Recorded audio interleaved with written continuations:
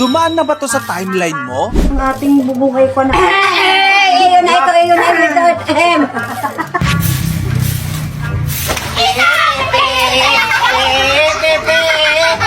Alam mo yung mga lola sa TikTok na ginugulat tapos biglang nanggagaya? Yung tipong kikilos ka lang ng konti tapos gagayahin nila agad. Parang may invisible puppet strings. Ginagawa itong katatawanan online. Ang tawag pa nga ng marami dito ay mali-mali. Pero sa totoo lang, yung mga nagsasabi nun ang mali. Ang tawag kasi sa ganong klaseng kondisyon ay ecopraxia. Good morning! Ang ecopraxia ay isang neurological disorder na nagiging viral ngayon dahil sa mga matatanda sa Black App. Pero ang tanong, bakit puro matanda ang meron nito? At kung totoo ngang sakit ito, may gamot ba dito? Let's find out. Hi guys. Bye-bye guys. Hi guys. Bye-bye guys. Si ay naikon ay talaga namang hi guys. Bye-bye guys.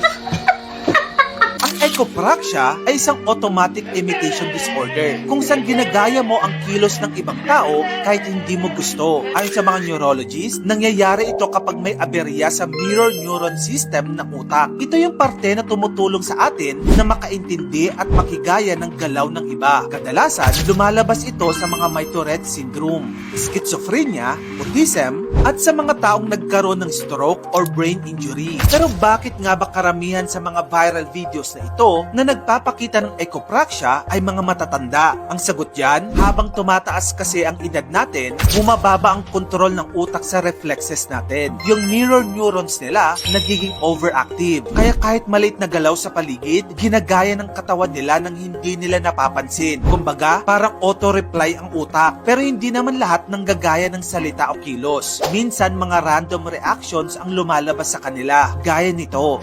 Ay, ay,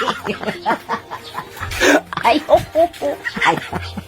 Ngayon, ang tanong, may gamot ba dito? Well, wala pang permanenteng luna sa ecopraxia. Pero may mga therapy at gamot na pwedeng makatulong tulad ng behavioral therapy para matutunan nilang kontrolin ang reflexes, kasama na din ng antipsychotic drugs kung may kasamang neurological disorder. Nandyan din ang brain stimulation treatments para ma-regulate ang sobrang active na parte ng utak. Hindi siya kayang gamutin ng buo, pero pwedeng i-manage. At nga pala dito sa internet, madalas nating mapanood na pinagtatawanan ang mga may kondisyon nito. Pero sa totoo lang, mahirap ito para sa mga may ecopraxia. Isipin mo naman kasi, hindi mo makontrol ang katawan mo. Ginagawa mo ang galaw ng iba kahit gusto mo lang sanang manood. Nakakatawa sa video, pero sa totoong buhay, nakakahiya, nakakapagod, at minsan nakakadepress. Kaya next time na makakita ka ng ganitong video, tawanan mo kung gusto mo. Pero unawain mo rin. Baka hindi lang sila ginugulat. Baka ginugulat din sila ng sarili nilang utak. Sa lugar na ito, maaari kang mag-asawa ng babae sa halagang $50 lang. Napakaraming kabataang babae rito, kaya karamihan sa kanila ay wala ng pagkakataong makapag-asawa. Kapag may mga manlalakbay o bisita mula sa ibang lugar na dumarating, agad silang nagtitipon ng may ngiti, nagpakilala at sinusubukang makuha ang atensyon ng mga lalaki. Kung ang kabuuan ng iyong ari-arian ay higit sa $10,000, maaari pang isama ng magiging biyenan mo ang isa pang anak na babae bilang bonus. Ganon karami ang mga babae rito. Halos bawat pamilya ay may 4 o 5 anak na babae. Hirap na ang mga magulang sa pagpapalaki sa kanila. Kaya araw-araw, naghihintay sila na may lalaking darating at kukunin ang isa sa kanila bilang asawa. Matatagpuan ang lugar na ito sa malalim na bahagi ng isang maralitang bayan sa ibang bansa. Sa maliit na baryong ito, karamihan sa mga nakatira ay mga kabataang babae na nasa 20 taong gulang pataas. Magaganda sila, mababait ang mukha, at lahat ay walang asawa. Dahil kakaunti lamang ang mga lalaki rito, araw-araw ay nagtitipon ang mga babae sa bungad ng nayon. Nakatayo sila sa ilalim ng araw, nakatanaw sa daan, umaasang may bagong bisitang darating. Sabi nila, basta't may lalaking handang isama sila, hindi na nila iniisip kung may bride price pa o wala. Ang tanging hangarin nila ay makaalis sa lugar ng kahirapan.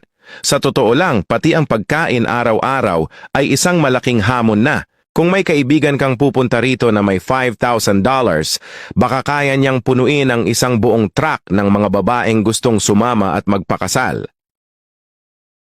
Sa unang tingin, iisipin mong ang Chinese na magsasakang ito ay nagtatanim ng mga karot. Pero sa totoo lang, siya ay nag-aalaga ng isang gulay na tinatawag na chicory, na napaka-popular sa Europa. Sa simula, ang chicory ay itinatanim sa labas upang lumago ng maayos ang mga ugat nito. Pagkalipas ng humigit kumulang 4 na buwan, kapag sapat na ang paglaki ng mga halaman, hinuhukay na ang mga ito. Pinuputol ang mga dahon at tanging mga ugat na may 1 pulgadang tangkay ang iniiwan. Pagkatapos, nililinis ang mga ugat. Sunod, ang mga ugat ng chicory ay itinatanim muli sa mga hilera o inilalagay sa mga hydroponic racks.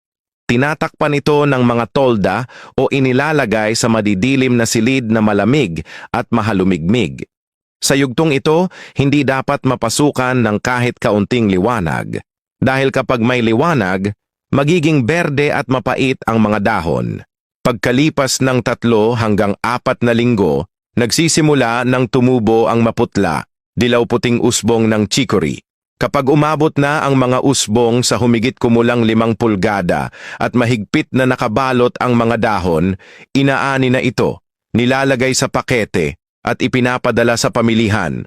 Ang chicory ay mayaman sa nutrisyon at may kaunting pait sa lasa.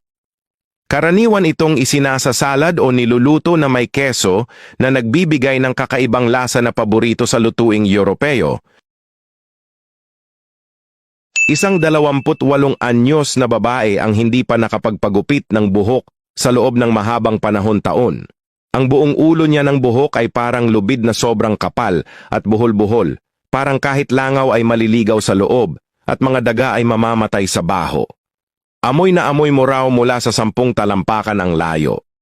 Tipong mapapaisip ka sa lahat ng desisyon mo sa buhay.